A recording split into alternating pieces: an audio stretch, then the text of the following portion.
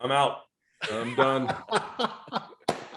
I thought he had something, and then I realized his first 3 wins were the Jaguars, the Jets, and the Giants. And it's just been downhill from there. So I'm done. I think he's unless something really drastically happens, I think he's just going to be a great career backup. This is Big Man Bets as we head into week 8 of your NFL season with the Hall of Famer Orlando Pace and the 7-time Pro Bowler Nick Mangold on that Hall of Fame ballot. Both officially making you money this season. We've done the tally, which is exciting news today, and we're hopefully entertaining you as well, discussing the big news each week. We're starting with a big topic today, putting you on the spot a little bit here with which player has been the biggest disappointment this season as we go into week 8. We've got big names on the list like Patrick Mahomes, Baker Mayfield, Allen Robinson, some of the rookie quarterbacks, Justin Fields, Trevor Lawrence, Zach Wilson, and then a guy that used to play for your New York Jets, now scuffling along in Carolina, Nick, and Sam Darnold. I'll let you start off your biggest disappointment so far for you guys as we are entering or getting close to the midway point of the season.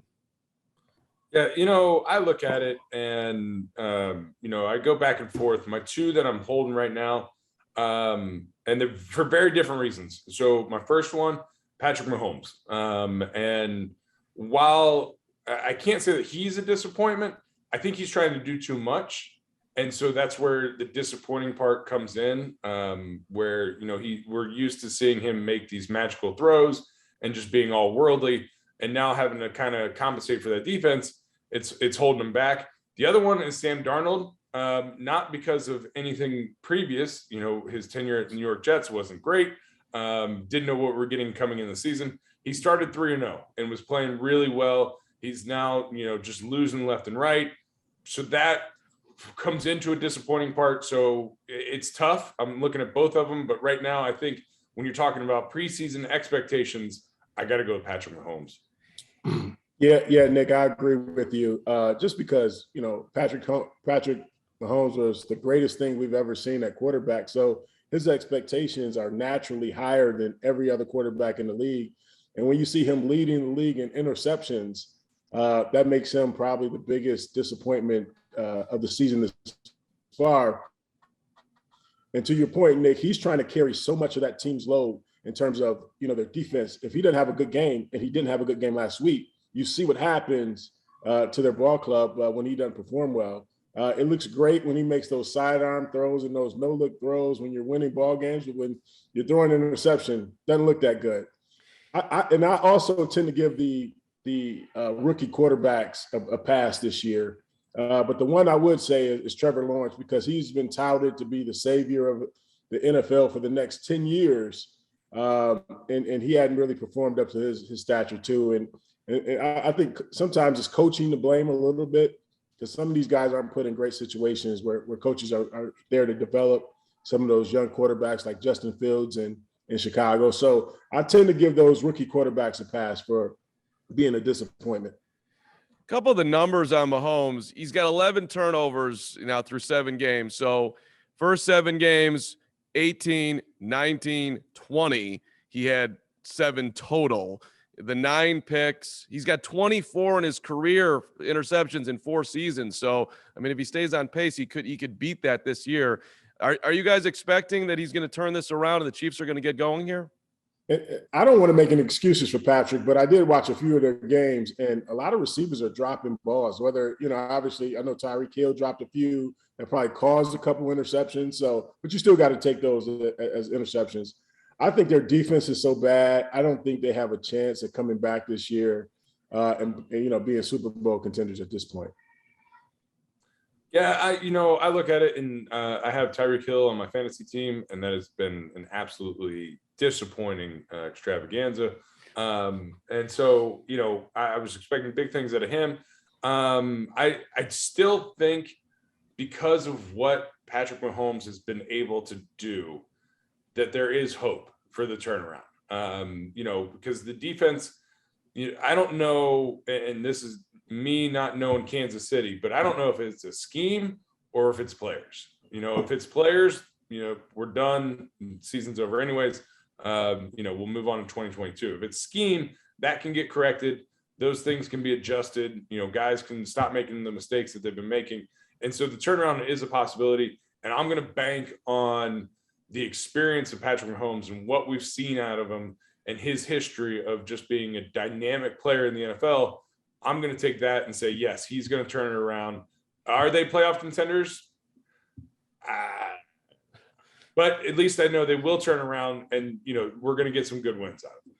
Over under on the Chiefs wins is 9.5 right now. So Vegas is very confused whether they're going to make the playoffs as well. As far as who you would bet on to turn it around in the second half, I mean, we're talking Patrick, but Zach Wilson, he's out right now, but is expected to come back. 4 touchdowns, 9 picks. Trevor's got 7 touchdowns and 8 interceptions. Justin Fields got a QBR of 16.7. Allen Robinson has 1 touchdown catch. He's got 10 and 23 catches on the year. Jalen Hurts is up and down. Baker's got the lowest QBR of his career. If you were to bet on anybody turning it around in the second half or the rest of the way, is it Patrick or does someone else jump to mind? I think it's Baker Mayfield. I think he just has a ton of talent. If those guys can get healthy, you get Odell Beckham, you get that offensive line healthy again. I think he can go out and have success because he has so much talent around him. Their defense is playing well too. They have a lot of talent on the other side of the ball that'll help aid in that game. Once you get Nick Chubb back in that running game, I think that'll be beneficial for Baker. So I think out of all of those guys, in my opinion, I think Baker probably has the best chance because of talent and that he has around him to turn it around. I hate to do this. I have to agree with Orlando because, as we all know, I'm Browns hater. But the Browns are in the best position for a turnaround. They have a fantastic running game.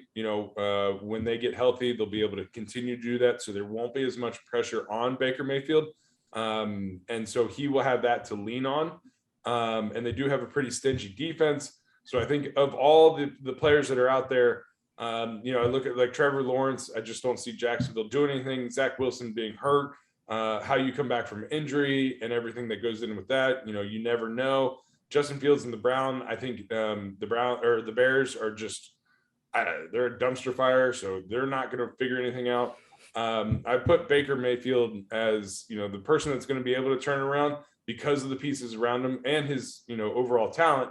Pieces around him are going to help out and facilitate that turnaround. All right, gentlemen, we're going to topic 2, and this is a challenging one for you. We're looking at Deshaun Watson, all the talent in the world, but 22 civil suits levied against him, and we keep on hearing the trade rumors. Houston talking to Miami, Carolina. We've heard Philadelphia. No, I mean, number one, like, to put yourself it's just as players, would you want, if you were a quarterback starved team, would you want Deshaun Watson? Could you welcome a guy like that with open arms? Listen, it's tough as a guy that's played on teams with,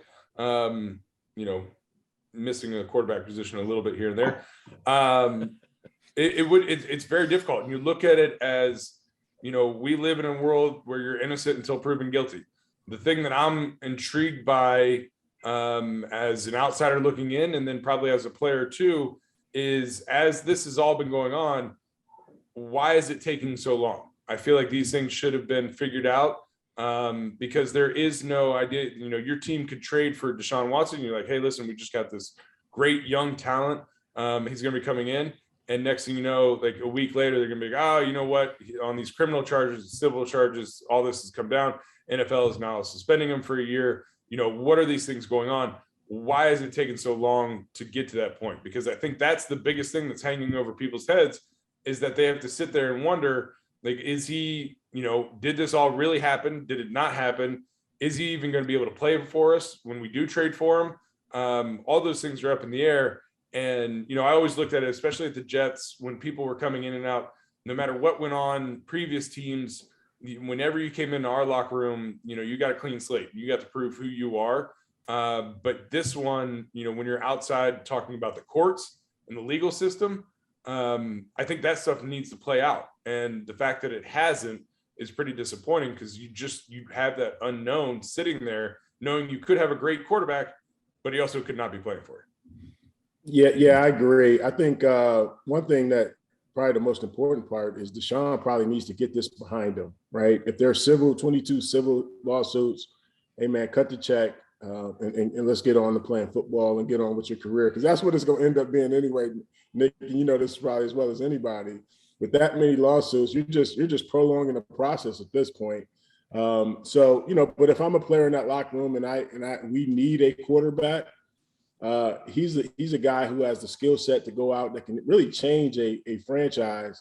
He's done wonders with Houston when he was on the field playing, and they had limited talent. So if you're a ball club or organization that needs a quarterback that's mobile and obviously off the field issues aside, obviously he should, I would welcome him into my locker room, clean slate, as long as he performs well, does what he needs to do in the community, he'll be fine with me. I'll throw a team out there that nobody's talking about that I think should probably be calling the Texans now, the Pittsburgh Steelers. I think this is a great opportunity for a team like that to say, hey, Big Ben's probably got one more year left. If Deshaun comes, we make a trade for Deshaun, he can sit 8 games and then be ready for next year. And then you have your future at quarterback with the Pittsburgh Steelers, Mike Tomlin, that organization, what they've done. So that may be a good fit for him that nobody's talking about. You look at it, and Pittsburgh has dealt with the civil lawsuits and their quarterback already. So they're in a great spot. They know how to handle it. Yeah. And the only other place he can go is the Dallas Cowboys, but they don't need a quarterback, and they've dealt with a ton of suits with players and issues and all that stuff too. So got your Cowboys dig. I love it. So based on all that, are you not surprised then that there are this many teams apparently interested in him? I mean, no one's pulled the trigger, so maybe they are interested, maybe they're not, but we're certainly hearing the rumors that they are. I think if the NFL came out and make a stance that whether it's going to be 6 games, whether it's going to be 8 games, more teams will probably be involved in terms of, obviously making a trade for him. I guess it's just the unknown. You don't know if you're going to have him this season or you have to wait till next season. You just don't know. So a lot of teams are probably hesitant because of that fact. The league still has to rule on what they decide to do with Deshaun. That goes to my point where you talk about the league and they're ruling, however many games it's going to be. These are the people that were able to find Tom Brady's jersey after a Super Bowl in like a week. So the fact that we're still sitting here wondering what's the league going to do? Why is the league dragging their feet? Like why don't they make their ruling? Because in the league, for whether right or wrong, is going to make rulings whether he's guilty or innocent. And that's what they're going to do. They're going to, they're just going to do it. Why haven't they done it yet? You want to make a guess as to where he ends up? Pittsburgh is an interesting option, but where do you think this eventually lands? Wow, I think Miami was his top choice when he mentioned it. And the thing that's unique about Deshaun is he has a no trade clause in there. So he really determines where he wants to go and where he doesn't want to go. So he can pick and choose his spots. And I think his number one spot, according to reports, is Miami. So that may be a good fit for him. I'm not sure if they're in love with Tua down there at quarterback. So that could be a possibility for him. I hadn't really thought about it. Obviously, South Beach is calling. And I think, for any young guy, South Beach is a fantastic place to go. But the way that Orlando kind of threw out Pittsburgh and, made it sound reasonable, I think, like, when you look at, especially if you think of organizations, so, as a ball player who has a no trade clause in there, and he can decide, do you want to go to the Miami Dolphins organization or do you want to go to the Pittsburgh Steelers organization? One of them has 6 rings. One of them has no rings. I'm thinking you might want to go to the solidified, knowing that you probably are going to have a suspension. You got to wait it out. Big Ben's already there. He could probably teach you a couple of things while you're sitting there twiddling your thumbs.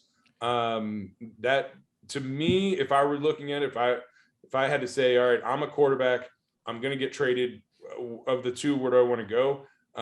Miami, definitely for the city, but Pittsburgh for the organization.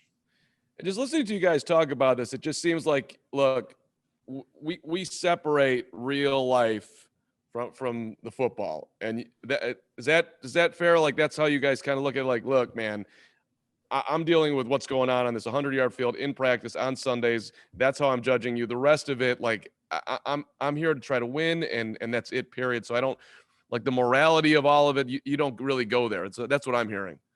Well, I think it's tough. I think when you look at it, obviously there's civil cases. If there's something criminal, I think we all kind of look at it a little differently in terms of, obviously what that crime was.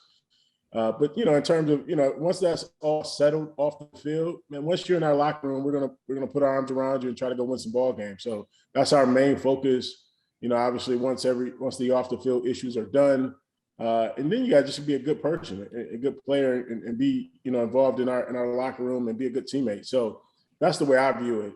Once you're on the field, we're all trying to win a game. So yeah, to me, I think morality and civil and criminal are all very different things than the locker room, because I don't need to. I need you to be, on the right side of the law. That one, first and foremost, like, those things, you got to be on the right side. But when it comes down to civil and all that other stuff, everything going off the field, we don't have to be best friends off the field. My family doesn't have to hang out with your family. I don't care what you do in your own time, as long as you're, abiding by the standard that we all live by, the law. That really doesn't bother me. I don't care. Like, if you're going out to a nightclub till 3 a.m. every morning and just having a grand old time, or you're, at home with 2 kids and you're in bed by 9 p.m., reading your Bible, I don't care either way, as long as you're performing on the field, and staying within the law. I think that's where the big key comes in is, when you're doing criminal acts and you're out there and there's things coming that you have to deal with, in the court of law, and, these settlements and everything, that's when it gets a little dicey. But after that, like, I really don't care, how you spend your life, as long as it's not affecting me and you still perform at a high level. Yeah, and I think as players, if a guy like Deshaun comes into a locker room, we don't want to be a distraction. I mean, we don't want him to be a distraction to us, where we're answering questions about, what do we think about, Deshaun in that particular situation, or especially, so you have to be in a stable locker room, like a Pittsburgh Steeler. The Miami Dolphins, I'm not sure if they're ready to handle that type of distraction coming into their locker room. So that all has to be taken into account when you bring a guy in that's having the off the field troubles the way Deshaun is. You guys made me think of Randy Moss coming into New England. Like, there was always stuff around Randy. Got to New England, nothing. Yep. Straight performance. Yep. So yeah, and Hall of Famer. All right, let's move on. We're gonna look at some fan bases today. And Orlando, you're going to be a little challenged here because, that St. Louis part of the Rams fan base can't be the answer right now. But no. we want to know out there, fans want to know, which team has the best fan base in the NFL? Now, you can be biased here if you'd like, Nick, but let's try to give an honest assessment. Why don't we start with you, Mr. Mangold? All right, I'm not going to be a homer. So when we say the best and worst, are we talking about the worst as in having to deal with them as a player coming into an away stadium, or the worst is they don't care about their team and it doesn't really matter? What are we thinking on that? Because I got different answers for each category. I think you can tackle both, but I think it's your own criteria. But for me, it's just wouldn't want to play there because you don't have a lot of support. Yeah. So, when I'm talking about the worst, I'm looking at, for me, the worst of playing against is the Las Vegas Raiders. They are terrible. Those fans are ridiculous, throwing batteries at people. I'm also looking at Philly. They boo Santa. That's a terrible fan base. I don't like them at all. I also just don't like the city of Philly. I love your cheesesteaks. I don't like Philly. You're gonna get some hate tweets from Philly. Yeah, but I do love a good Philly cheesesteak. I also think for caring about a team, I think the Miami Dolphins, their fan base doesn't really care about their team. There's too much to do in South Beach. A lot of times when we go down there to play the Jets versus the Dolphins, we always joke that Miami is the 6th borough. because it was usually more Jets fans than Dolphins fans. Even when we weren't so great, the Jets fans still came out. As far as best fans go, I think the smartest fans, I will put this out there, is Indianapolis. When we played there against Peyton in a playoff game, it was so loud when we were on offense, and it was eerily silent when they were on offense. Like, you could hear, sitting on the bench, you could hear Peyton making his checks. That fan base knew what to do. They knew when to be cheering, when not to be cheering. Like, it was impressive to watch. Other diehards, Green Bay Packer fans, are there's just, you have nothing else going on around Green Bay, so these people, like, they just love the Packers, and of course the Jets fans are the best fans in the world. I'm contractually obligated to say that, so that's my take on the fans. Yeah, I think Nick sort of covered the entire board in terms of the worst fans.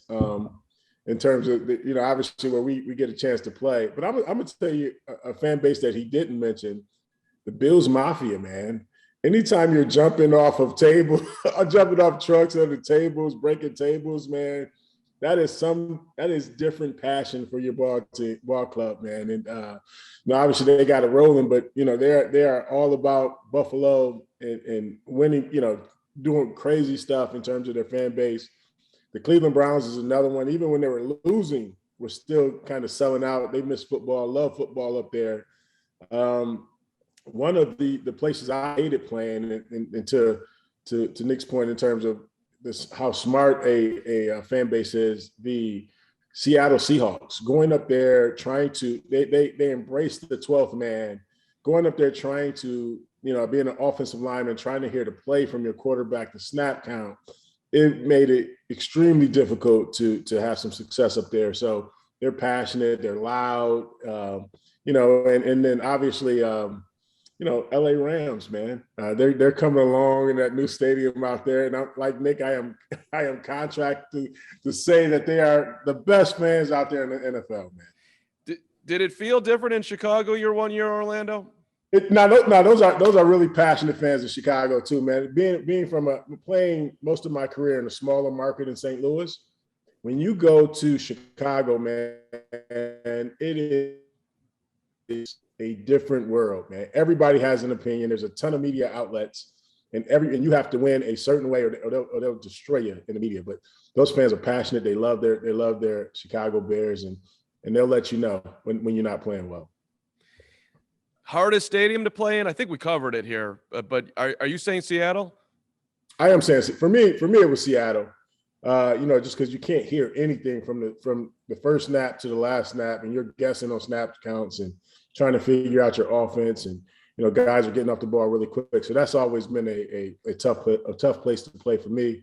And then Philly's tough too, because they're throwing things at you. They're just doing all kinds of stuff, yelling, screaming, booing Santa Claus, all that stuff. And they really embrace that culture out there. So I didn't like going to Philly as well. Yeah, I would. I'm gonna stick with. I'm with Orlando on Seattle. Seattle is a very loud place to play. It's crazy difficult to hear anything that's going on. But I'll never forget when we were playing in Indy, and it was a playoff game, and it was me and Alan Faneca. And we're sitting there in the huddle. We get the play call, and Alan's screaming at me, and I'm screaming at him. We're right next to each other. It's my left guard, and I can't hear what he's saying. Like, I see his mouth moving, but I can't. Nothing was coming out. So it really made us rely on what we did during that week and what we've done over the season of knowing. All right, listen, we both know exactly what we have to do. We need to do it because communication's not going to happen. Yeah, I forgot about Indy, man. We were playing there Monday night, left tackle. And you imagine you can't hear anything, and Dwight Freeney screaming on the edge. You're like, dude, it just mentally drains you just from being in that atmosphere for 3-4 hours playing football, and you're just trying to get out and do your job, and you can't hear a thing, man. So Indy is another one of those places. Great stuff. Let's do our buy or sell for this week's segment. Just quick bangers here. Don't need to go in depth. So Robert Saleh, Nick, he's a good coach. Yes or no? Yeah, I'm going to buy that. I'll say yes. Orlando, you giving him the benefit of the doubt? I am, yes. Year one, first head coach, absolutely, yeah. All right, we'll start with you on this one, Orlando. Sam Darnold is a good starting quarterback. Yes, I think he is. I think he just needs to get an opportunity. I'm still riding with the Sam Darnold. I'm out. I'm done. I thought he had something, and then I realized his first 3 wins were the Jaguars, the Jets, and the Giants. And it's just been downhill from there. So I'm done. I think he's unless something really drastically happens, I think he's just going to be a great career backup. Oh, the punt. I didn't see that coming. The Chiefs are Super Bowl contenders, Nick. No, they might be playoff contenders, but as far as the Super Bowl goes, they're definitely down the list. No, for me, that defense, you've never seen a Super Bowl team with that type of defense. No for me. Baker Mayfield, Orlando. Should we pay him 30, 40 million? That's what it's going to be. You paying Baker? I'm going to say no, but just obviously just process of elimination, you have to pay him that because that's what the market, what's your number 2 option after that, right? So, but just simply because that's the only guy out there, you're going to have to pay him market rate. But I do say no. I'm going to say yes because you have to. You have a quarterback, you got to pay, market rate. I don't think he's going to be astronomical in a Patrick Mahomes type contract, but he's definitely going to get paid off where he is a high paid quarterback. Rams didn't felt like they had to pay Jared Goff. They had to give up a bunch of first-round picks to get out from under that one, although they did get Matthew Stafford. Speaking of the Lions, by the way, Nick, the Lions will win a game this year. Yes, they will. Over-under is 2.5 right now on Detroit, by the way. Orlando, you got them winning a game? Yes, as a matter of fact, they were going to be my upset pick this week, but I think they're going to win this week in Philly. That's my. I'm not picking them, but I think they're going to get their first win. All right, since you're jumping from the Lions, let's get into our picks this week, which was last week. You guys were fantastic. Orlando, you were 3-0. Nick, 2-1.